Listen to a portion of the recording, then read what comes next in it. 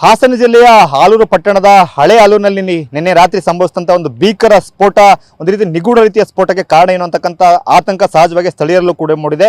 ಆ ಒಂದು ಘಟನೆ ಎಷ್ಟೊತ್ತಿಗಾಯಿತು, ಏನಾಯಿತು, ಆ ಒಂದು ಘಟನೆ ಬಗ್ಗೆ ಮಾಹಿತಿ ಇರ್ತಕ್ಕಂಥ ಕೆಲವು ಸ್ಥಳೀಯರು ನಮ್ಮ ಜೊತೆಗಿದ್ದಾರೆ. ಸರ್, ನಿನ್ನೆ ಎಷ್ಟೊತ್ತಿಗೆ ಒಂದು ಬ್ಲಾಸ್ಟ್ ಆಯಿತು, ತಮಗೆ ಏನು ಮಾಹಿತಿ ಇದೆ ಸರ್? ಒಂದು 8:15 ಹೊತ್ತಿಗೆ ಬ್ಲಾಸ್ಟ್ ಆಯಿತು.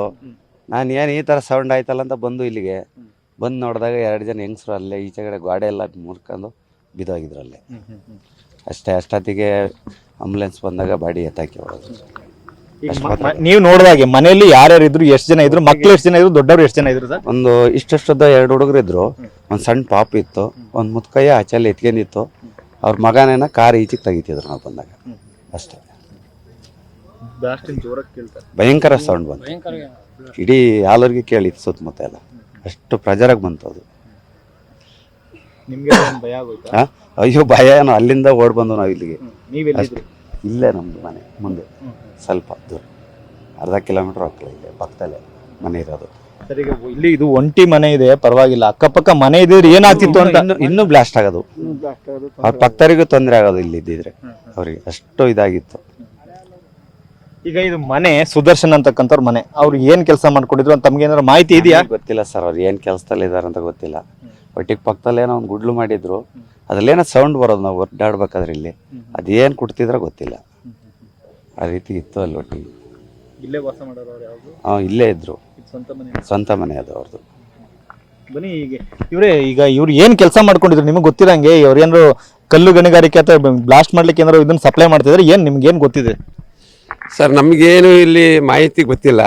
ಆಮೇಲೆ ಇಲ್ಲಿ ವಾಸ ಇದ್ರು, ಯಾಕಂದರೆ ನಾವು ಇಲ್ಲಿ ನಿವಾಸಿಗಳು. ಇದು ನಮ್ಮ ಏರಿಯಾ, ನಮ್ಮೂರೇ ಇದು ಹಳೆಯಲ್ಲೂರು ಅಂತೇಳಿ.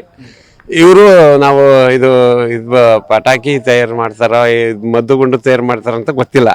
ಇದು ಮದ್ದು ಗುಂಡಲ್ಲ, ಇದು ಬಂಡೆ ಹೊಡೆಯ, ಇದು ಬಂಡೆನ ಬ್ಲಾಸ್ಟ್ ಮಾಡೋ ಅಂತ ಇದನ್ನ ಇಟ್ಕೊಬಿಟ್ಟು ನೀರಲ್ಲೇ ಕಚ್ಚಿದಾಗ ಇದು ನೆನ್ನೆ ಬಂದ ಪ್ರಕಾರ ಗೌರ್ಮೆಂಟ್ ಆಸ್ಪತ್ರೆಯಲ್ಲಿ ಹೇಳಿದ ಪ್ರಕಾರ ಇದು ಸಿಲಿಂಡ್ರು ಬ್ಲಾಸ್ಟ್ ಆಗಿದೆ ಅಂತ ಮಾಹಿತಿ. ಅದು ಸಿಲಿಂಡ್ರು ಬ್ಲಾಸ್ಟ್ ಆಗಿಲ್ಲ, ಇದು ಮದ್ದು ಗುಂಡು ತಯಾರು ಮಾಡಿರೋದು. ಹಂಗಾಗಿ ಇದು ಈ ಮಟ್ಟಕ್ಕೆ ಗ್ಯಾಸ್ ಬಸ್ಟ್ ಆಗಲ್ಲ. ಗ್ಯಾಸ್ ಬಸ್ಟ್ ಆದರೆ ಏನೋ ಒಂದು ಸ್ವಲ್ಪ ಇದಾಗುತ್ತೆ ಅಲ್ವಾ ಸರ್? ನಾನು ಶಿಸ್ತಾಗಿ ಮಾತಾಡ್ತೀನಿ. ನನ್ನ ವಾರ್ಡ್ ನಂಬರ್ 6, ನನ್ನ ಹೆಸರು AT ವಿಜಯಕಾಂತ್ ಅಂತೇಳಿ, ಮಾಜಿ ಉಪಾಧ್ಯಕ್ಷರು. ಇವರು ಮದ್ದು ಗುಂಡು ತಯಾರಕರು. ಹಂಗಾಗಿ ಕಲ್ಲನ್ನು ಬ್ಲಾಸ್ಟ್ ಮಾಡ್ತಾರಲ್ಲ, ಅದು ಕಲ್ಲನ್ನು ಬ್ಲಾಸ್ಟ್ ಮಾಡಿದ್ರೆ ನಾವು ಉಳ್ಕೊತೀವ ಸರ್? ಅಲ್ಲ, ನಾನು ನೇರವಾಗಿ ಮಾತಾಡ್ತೀನಿ. ಬ್ಲಾಸ್ಟ್ ಎಷ್ಟು ತೀವ್ರವಾಗಿದೆ, ಶೀಟ್ಗಳೆಲ್ಲ ಹೋಗಿ ಮರದ ಮೇಲೆ ಕುತ್ಕೊಂಡ್ಬಿಟ್ಟಿದೆ. ಮರದ ಮೇಲೆ ಹೋಗಿರೋದು ನೋಡಿ, ಇಲ್ಲಿ ಹೋಗಿರೋದು ನೋಡಿ. ಹಂಗಾಗಿ ನೀವು ನೇರವಾಗಿ ಇದನ್ನ ನೇರವಾಗಿ ನಾನು ಮಾತಾಡ್ತಿರೋದು. ಇದು ತನಿಖೆ ಆಗ್ಬೇಕು, ಇದು ತನಿಖೆ ಆಗ್ಲೇಬೇಕು. ವಾರ್ಡ್ ನಂಬರ್ 6 ಇವ್ರಿಗೆ ಲೈಸೆನ್ಸ್ ಯಾರು ಕೊಟ್ಟಾರೆ? ಲೈಸೆನ್ಸ್ ಹೆಂಗ್ ಬಂದಿದೆ? ಬಂಡೆನೇ ಹೊಡೆಯಂಗಿಲ್ಲ, ಈಗ ಬಂಡೆ ಗಿಂಡೆ ಏನು ಬ್ಲಾಸ್ಟ್ ಮಾಡಂಗಿಲ್ಲ, ಪಟಾಕಿನೇ ಹೊಡೆಯಂಗಿಲ್ಲ. ಇದು ಅಟಮ್ ಬಾಂಬ್ ಅಂತ ಹೇಳ್ತಾರೆ. ಅಟಮ್ ಬಾಂಬ್ ಇದು ಸಿಲಿಂಡ್ರು ಅಂತ ಹೇಳ್ತಾರೆ, ಖಾಲಿ ಸಿಲಿಂಡ್ರ್ ಅದು. ಇದು ಸ್ಥಳೀಯರ ಮಾತುಗಳು. ಅಂದ್ರೆ ಸಿಲಿಂಡರ್ ಅಂದ್ರೆ ಅನಿಲ ಸೋರಿಕೆಯಿಂದಾಗೂ ಕೂಡ ಈ ಒಂದು ಸ್ಫೋಟ ಆಗಿಲ್ಲ, ಮತ್ತೆ ಪಟಾಕಿಗಳು ಸಿಡಿದು ಕೂಡ ಇಂಥ ಒಂದು ಸ್ಫೋಟ ಸಂಭವಿಸಲಿಕ್ಕೆ ಸಾಧ್ಯ ಇಲ್ಲ.